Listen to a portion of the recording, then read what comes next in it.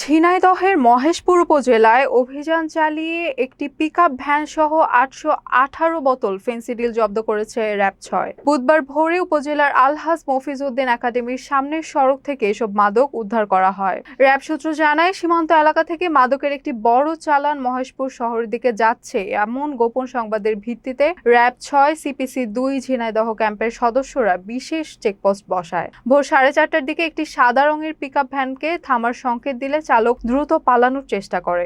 এ সময় speed breaker অতিক্রম করতে গিয়ে গাড়ির টায়ার ফেটে যায়। পরে চালক ও সহযোগীরা গাড়িটি ডোবায় ফেলে পালিয়ে যায়। স্থানীয়দের উপস্থিতিতে ডোবা থেকে পিকআপ ও ৩টি প্লাস্টিকের বস্তা উদ্ধার করা হয়। তল্লাশিতে ভারতীয় নিষিদ্ধ কোডিন ফসফেটযুক্ত ২ ব্র্যান্ডের মোট ৮১৮ বোতল ফেনসিডিল পাওয়া যায়, যার বাজার মূল্য প্রায় ২৪,৫৪,০০০ টাকা। এ ঘটনায় মহেশপুর থানায় মাদকদ্রব্য নিয়ন্ত্রণ আইনে মামলা দায়ের করা হয়েছে।